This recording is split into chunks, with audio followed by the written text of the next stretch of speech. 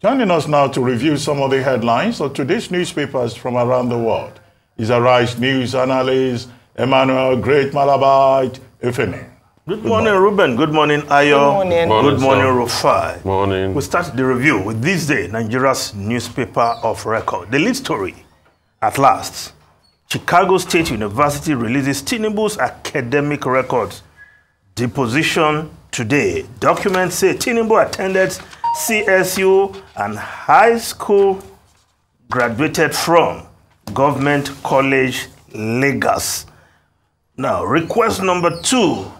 A true and correct copy of any diploma issued by the Chicago State University in 1979 to Mr. Tinubu. Well, the response to request 2, CSU does not, in the ordinary course, keep copies of students' diplomas and after diligent search cannot locate a copy of the original diploma it prepared for Mr. Tinubu in 1979. Hence, as no documents responsive to this request. Yes, the long-awaited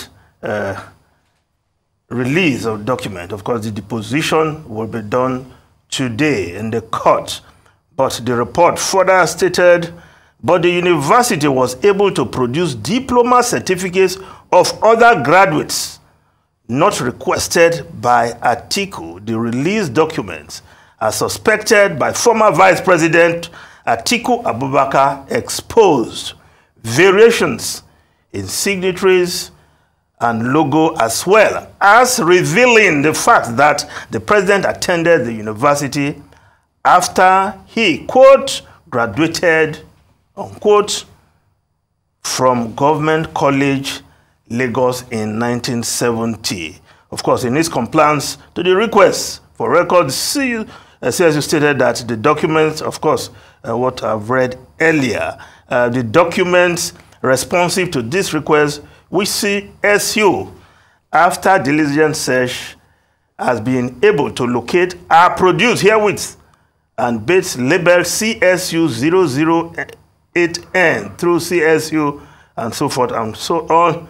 The students' names on these diplomas have been redacted for privacy reasons. CSU is also producing bits labeled as CSU 001100.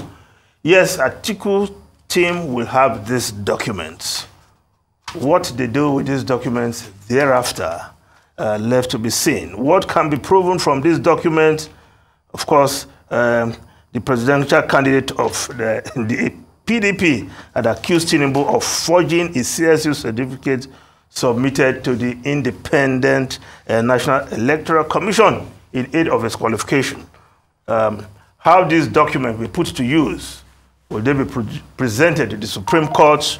What will the Supreme Court make of this document as it hears the appeal of the PDP in this, which is already with the Supreme Court justices? So we'll just wait and see what the PDP will make of this. Now, we'll look at the Guardian newspaper. The Guardian newspaper. Labour accepts federal government's proposal suspends strike for 30 days. The story also reported by the Daily Independent newspaper. Labour shelves strikes for 30 days after compromise with federal government. Now, relief for many, for the economy, because if that total strike had taken place today, of course, there will be a lot of problems within the economy. Manufacturers, of course, have been appealing that this strike should not take place. But again, Labour and the federal government able to reach a compromise for 30 days, and if the federal government does not keep to its side of the bargain, Labour will embark on a strike. But we just hope this time around, those things the federal government had purposed to do, including, of course, the 35,000 naira wage award, which seem to be the highlight. But these are going to only workers who receive their salary from the federal government treasury. What will the states do? Of course, the states, some states are already putting in place measures, giving even cash awards to their workers. But the fidelity of this agreement remains to be seen. But of course, there's a 30-day gap there, within which the federal government must show that indeed it means what it has promised. Now, the Vanguard newspaper also reporting this story. Federal government labor reached truce, nationwide strike suspended. While the New Telegraph, yes, reporting the New Telegraph, we have obtained arrest warrant for Desiani's extradition, says EFCC, as UK court grants former minister £70,000 bail in £1.1 million bribery case. Yes, for Desiani, Alice Madueke, yes, perhaps time for her to have a day in court in London. She was arraigned, but she's been granted bail. And the EFCC have obtained arrest warrants to bring her back to Nigeria to answer for charges that the EFCC has lined up over time. So how it pans out, well, she will have a day in the UK. We know in the UK, the dilly-dally we see in Nigerian courts don't really obtain over there. So before long, I'm sure the UK case, this particular case, there will be a conclusion. While the Nigerian angle, will the EFCC be able to carry out that extradition? Will it be granted by UK, given other factors that may come into play? Well, we just look at the other story there. The Daily Trust newspaper, of course, the lead story, Labour suspend planned strike for 30 days.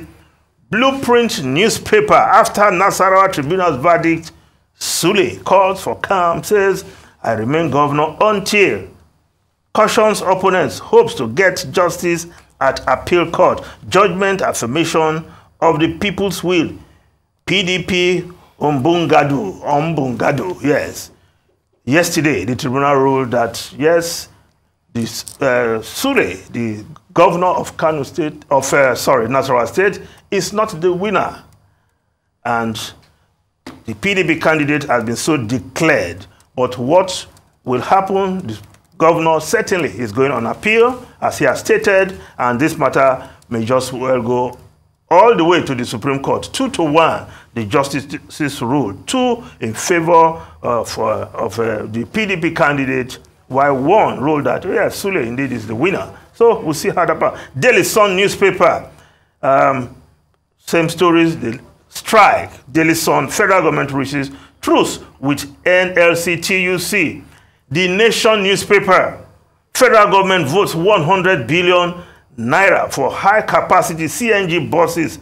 Labour suspend strike. Yes, where will these CNG buses come from? Will they be imported? Can we assemble them here in Nigeria and create jobs, and let's have that impact on the economy? It's a recommendation. But what would the government do? They have 30 days to show good intention that they mean business when it comes to providing these CNG buses as part of that agreement. Yes, the Business Day newspaper, economic slowdown shows up in banks, doubtful loan surge. Impairment costs rise by 285%. Now, the foreign newspapers quickly. The lead story of the Times of London. Prime Minister brings axe down on HS2 in the north, but line will terminate in Houston, Sunak says. Now, the photograph in front page of the Times newspaper, the best country in which to be a black woman. Britain is a country that sees people, not labels. Kemi Badenoch, the business secretary told delegates at the Tory party conference yesterday. Our own Kemi Badenoch, the best place to be a black woman, it's not Nigeria. She said it's in the UK. What do you expect a government minister to say about the government? But a couple of things. The Tories have been trying to do heavy lifting, but it shows that they're going to get a big schmacking in the elections because the economic indices are not good for them, and they're not generating new ideas. And that's why Liz Truss had a session yesterday. They were talking about a need for rejuvenating the economy and all of that, and having bright thinking. And she was even calling for reducing corporate taxes in the UK and these other things. But as regards Labour, I think Labour has lost the plot largely. There needs to be a new level of thinking in Labour. Even the arguments of the Labour in Nigeria is problematic. I mean, I once asked a president of one of the trade union congresses, how much would a particular, expectation cost? He couldn't tell a definitive cost of it. It's quite sad. But before we go in the UK, at Tory party conference, let's see how it plays out. Because there's open rebellion against Rishi Sunak over his decision to cancel the Manchester leg of the high-speed red line. He says he will save about £20 billion, to attend to the regions. But the mayor of West Midlands is kicking. He says he's cancelling the future. The mayor of Manchester City is also saying, look, this is, a coup or, against Man City. Manchester City, that is the city. That is the city itself. Not the football club. But the Prime Minister says nothing has been decided yet. He's going to have a cabinet meeting today, and that could have implications for that Conservative Party. We may need to take another look at that decision.